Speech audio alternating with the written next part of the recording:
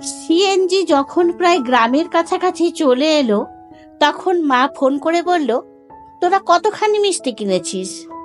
আমি জিনিসপত্র ধরে বসেছিলাম, তার উপর মায়া ঘুমোচ্ছিল কাঁধে। ভীষণ বিরক্ত লাগছিল, তাই কিছুটা বিরক্ত সুরেই বললাম, মিষ্টি কেন আনবো? বিয়ে হয়েছে তো প্রায় 14 বছর হলো, এখনো মিষ্টি নিয়ে যেতে হবে নাকি? আমার কথায় ড্রাইভারের পাশে সামনে বসেছিল রাতুল ফিরে তাকালো। আমার বিরক্তির কোনো পাত্তাই না দিয়ে মা এক নাগাড়ে বলে যেতে লাগলো, সুস্মিতারা 6 কেজি মিষ্টি এনেছে, তোর বড় মার সে কি দেমাগ, তোরাও 6 কেজি নিয়ে আয়। আমি এইবার আহত গলায় বললাম, মা, আমরা ফ্রুটস নিয়েছি, আর চলে এসেছি তো প্রায়, আগে বলতে। আর সবাই মিষ্টি নিলে এত মিষ্টি খাবে কে? যা বলছি তাই কর, কে খাবে তা তোর দেখার দরকার নেই, এইখানে গ্রামের বাজার থেকে নে তাহলে। আর কিছু বলার সুযোগ না দিয়ে মা ফোনটা কেটে দেয়। আমি আমতা আমতা করে রাতুলকে বললাম, মা মিষ্টি নিতে বলছে। রাতুল মাথা নেড়ে সায় দেয়। গাড়ি থামিয়ে রাতুল 2 কেজি মিষ্টি নেয়। আমার মন খারাপ হয়ে গেল, জানি যাওয়ার সাথে সাথেই কথা শোনাবে মা, যেগুলো বিয়ের পর কোনো মেয়েরই শুনতে ভালো লাগে না। অনিচ্ছা সত্ত্বেও বাবার পছন্দে বিয়ে। রাতুল খুব ভালো, কোনো খারাপ অভ্যেস নেই ওর, খুব সংসারী আর শান্ত, তাই ওর সাথে নিজেকে মিলিয়ে নেওয়া খুব একটা কঠিন কাজ নয়। 3টে ছেলে মেয়ের পর সংসারটা নিজের না হয়ে কি পারে?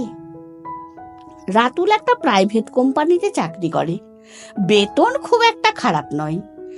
আমাদের কোনো কিছুর অভাব নেই, বাসা ভাড়া, বাচ্চাদের পড়ালেখা, মাসের বাজার, মা বাবার ওষুধ খরচ, নিজেদের ছোট্ট ডিপিএস সব ঠিকঠাক মিটিয়ে অতিরিক্ত শৌখিনতা করা হয় না।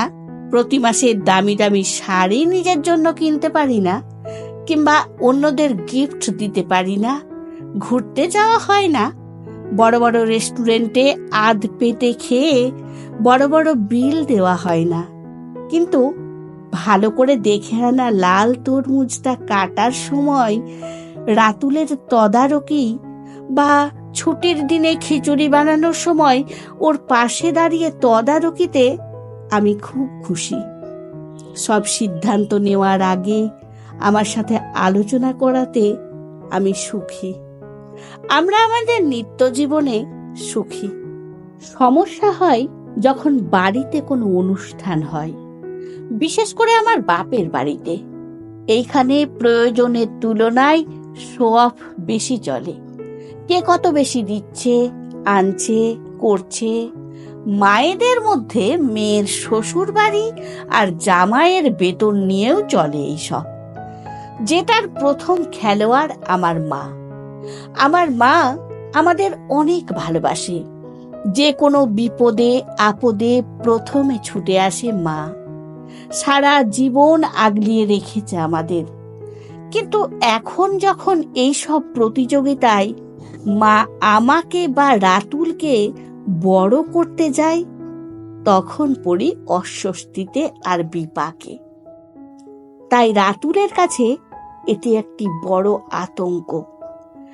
10-12 হাজার টাকার এক্সট্রা ধাক্কা। তারপরও সেসব করার চেষ্টা করে ওর সাধ্য মতো, কিন্তু তাও মাকে সন্তুষ্ট করা যায় না কোনো মতে। ঠিকই আমাকে একা পেলে জামাইয়ের অপারগতার ফর্দ শুনিয়ে দেয়, যেটা কোনো মেয়েরই সহ্য করতে ভালো লাগে না। আবার মায়ের মুখের উপর জামাইয়ের পক্ষ নিয়েও বলতে পারি না। আমরা গ্রামের বাড়িতে পৌঁছানোর সাথে সাথেই মা এসে মায়াকে কোলে নেয়। আস্তে করে বলে, ক কেজি মিষ্টি এনেছিস? 2 কেজি। আর ছিল না দোকানে, তোমার জামাই দেখেছিল। আর ফ্রুটস এনেছি। মা খুশি হয়নি, মুখ কালো করে ফিসফিসিয়ে বলে, সুস্মিতারা তো 6 কেজি এনেছে, সাথে আরো কত কিছু। আর তোরা? আচ্ছা থাক, বাদ দে। মা বাদ দিতে বলে নিজেই হুল ফুটিয়ে চলে যায়। মা, সুস্মিতা দিদিরা তো বাইরের দেশে থাকে, বছরে একবার আসে। তুমি ওদের সাথে আমার তুলনা করলে তো পারবো না। মা দীর্ঘশ্বাস ফেলে বলে, আমার কপালটাই খারাপ, আর কি। সারা জীবন করেই যায়, পাই না কিছুই। ব্যাগ নিয়ে বাড়ির দিকে যাওয়ার সময় রাতুলের কানে গেলে সে শুনেও না শোনার ভান করে দ্রুত পা চালালো। কাল দাদু ঠাম্মির বার্ষিকী। প্রতি বছর বড় ধুমধামে হয় এইটা। ধর্মের রক্ষা হোক বা না হোক, প্রতি বছর নিজেদের সাধ্যের বাইরে লোক দেখানো কাজ করে নিজেদের স্ট্যাটাস দেখাতে মরিয়া সবাই এই অনুষ্ঠানে। দোষ কারণেই, এইটাই একটা নিয়ম হয়ে দাঁড়িয়েছে এই যুগে। বাবারা 4 ভাই, আমার বাবা মেজো। বড় জেঠুর একটা মেয়ে একটা ছেলে, দুজনেই বিদেশে থাকে। আমরা 2 ভাই 1 বোন। ভাইয়েরা এখনো বিয়ে করেনি। সেজো কাকুর 2 মেয়ে এখনো ছোট। ছোট কাকুর একটাই ছেলে। সবার সাথে সবার প্রতিযোগিতা, বড় স্কুলে লেখাপড়া, রেজাল্ট। বড় দিদি আর ভাইয়ের সাথে আমার প্রতিযোগিতাটা চিরকালের। আমরা কেউ এসব নিয়ে না ভাবলেও মায়েদের এইসব নিয়ে কথা।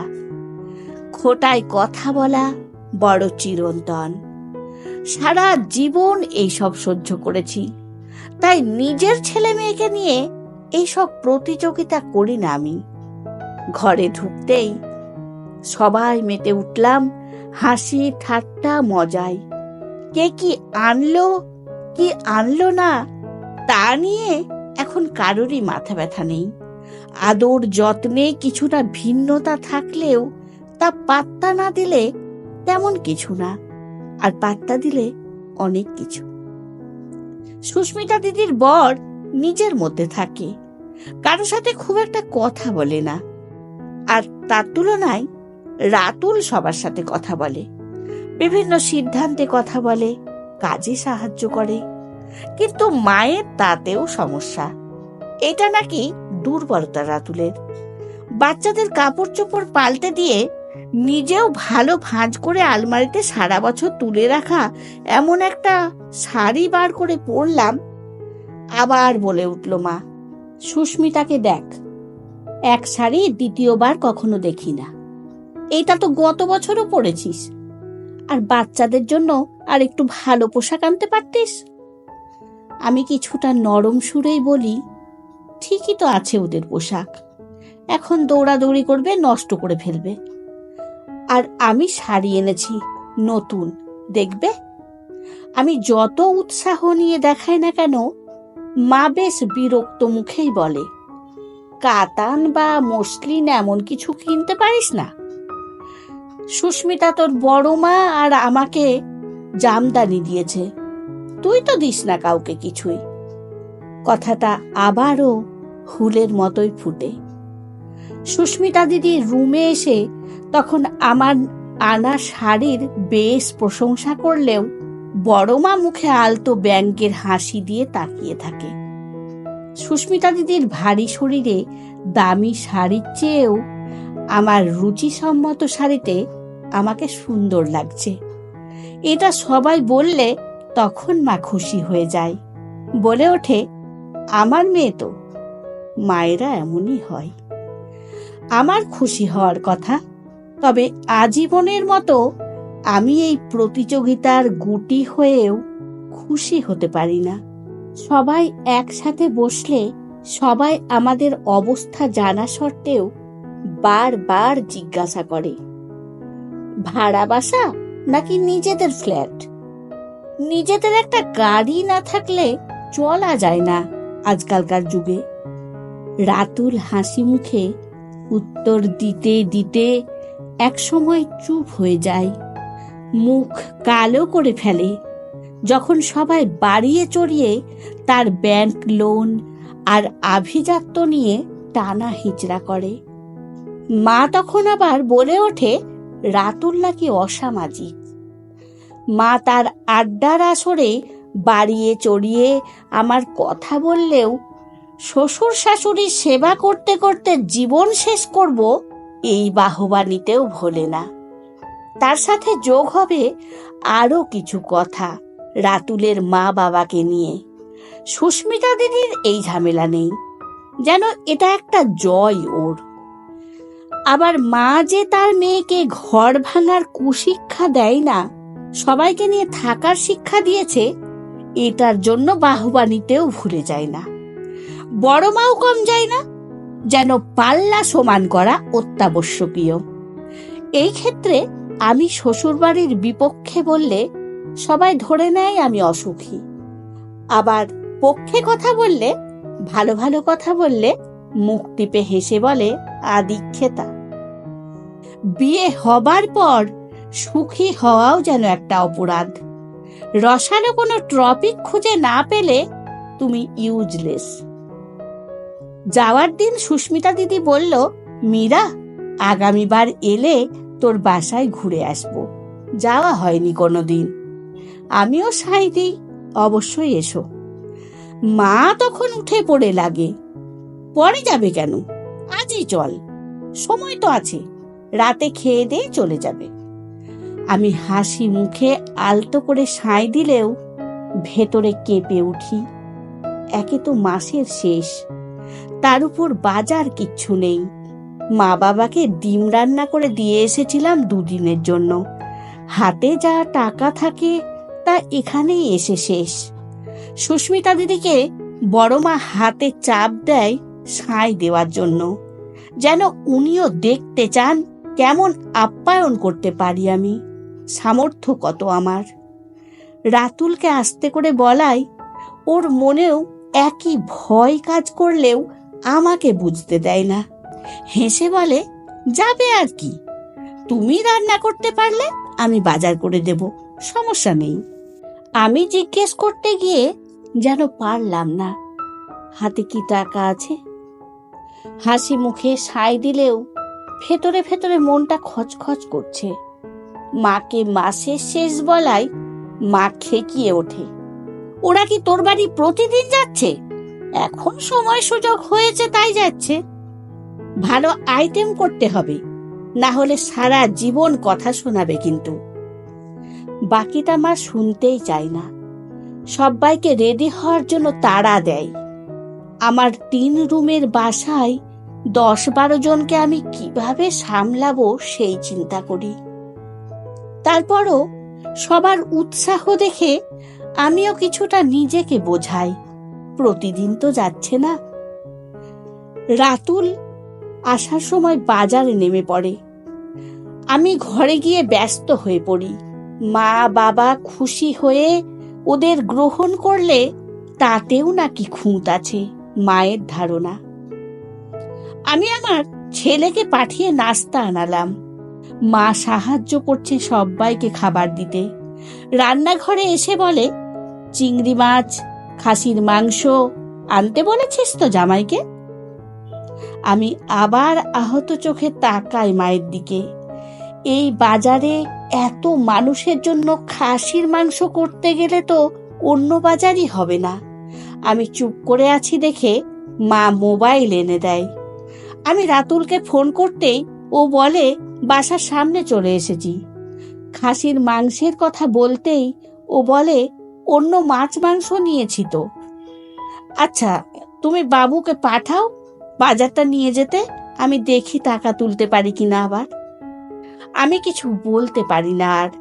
তাও সবটা করার পরও ইলিশের সাইজ মাঝারি কেন, চিংড়ি সবচেয়ে বড়টা না কেন, সব যেন একটু একটু করে বলে যাচ্ছিল মা কানের কাছে এসে। আমি বলি, বাড়িতেও তো ওই রকমই খেয়ে এলাম, তখন তো কিছু বলিনি আমরা। মা পাত্তা না দিয়ে চলে যায়। খাবার দাবার শেষে বড় মা বলে, কি রে মীরা, তোর ভাগ্নে ভাগ্নিগুলো প্রথম এলো, কাপড় চোপড় দিবি না? আমি হেসে কথা ঘুরাতে চাইলেও বড় মা যেন আরেকটা ফাঁদ পাতল আমার জন্য। সুস্মিতা দিদি বড় মাকে ধমক দিলেও বড় মা খিলখিলিয়ে হাসির ছলে বলে, আরে আমি তো মজা করছি, আর খারাপ কি বললাম? জামাই এত ভালো চাকরি করে বলে তোর মেজমা, এ আর এমন কি? আর তোরাও তো দিয়েছিলি সবাইকে গত বছর, মীরা দেবে না? এই যেন এক প্রতিযোগিতা। দিদি সবাইকে দিয়েছিল, তাই আমাকেও দিতে হবে। এইবার আমার ধৈর্যের বাঁধ ভাঙে। মা আমাকে অন্য রুমে নিয়ে মায়ের কার্ড বের করে দিলেও আমি নিইনি, রাতুলকেও বলিনি।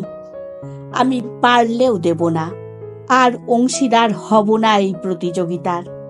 বড় মার সামনে দাঁড়িয়ে বলি, আর কত বছর টেনে নিয়ে যাবে আমার আর দিদির মাঝে এই প্রতিযোগিতা, বলো তো বড় মা? বড় মা অবাক হয়ে বলে, কি প্রতিযোগিতা? আমি আবার কখন করলাম? তোর মা করে এইসব, আমার বাপে এত বাজে টাইম নেই। আমি হেসে বলি, আমি জানি আমার মা করে, কিন্তু শুরুটা তো তুমি করো। ছোটবেলা থেকে নিজেদের সব কিছু বেশি বেশি দেখিয়ে, বাড়িয়ে চড়িয়ে বলে মায়ের সামনে তুমিই তো মাকে বাধ্য করেছ এই প্রতিযোগিতায় নামতে। আমার বাবার বড় জেঠুর মতো পয়সা ছিল না, তাই মা আমাকে মেধার প্রতিযোগিতায় নামিয়েছিল। আমি আর দিদি আজীবন সবকিছু বুঝেও তোমাদের গুটি হয়েছি। বিয়ের পরও শান্তি নেই। দাদা বাইরের দেশে ভালো চাকরি করে, দিদিও করে, দুজনে কিন্তু ওখানে কষ্ট করে টাকা ইনকাম করে, যা এখানে এসে লোক দেখানো অযথা খরচ করতে হয় তোমাদের জন্য। দেশ থেকে ফিরে গিয়ে দিদিদের টানা পড়েনে পড়তে হয়, তা আমাকে বলেছে দিদি, তুমিও জানো। তাও তো পরের বছর আবার ভুলে যাও। আমার মাও জানে আমার কোনো কিছুর অভাব নেই, কিন্তু অতিরিক্ত বিলাসিতার যে সুযোগ তা আমার নেই। রাতুলের ইনকাম অনেক হলেও সবটা সামলানোর পর এত কিছু সত্যিই আমরা পারি না।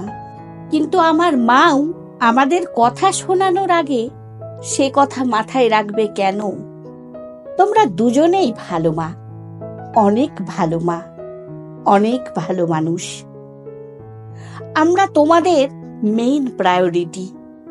তবে সন্তানকে নিয়ে প্রতিযোগিতা, সেটা হোক স্কুলে থাকাকালীন বা বিয়ের পরে। সুস্মিতা দিদিও আমার সাথে সায় দিয়ে এইবার বলে ওঠে, প্লিজ এইবার থামো না তোমরা, আমরা ভালো আছি যে যেভাবে আছি। এটা প্রতিযোগিতার মাধ্যমে প্রমাণ করার চেষ্টাটা এবার বন্ধ করো। এতে আমাদের দুই বোনের সম্পর্কটাও সহজ হবে।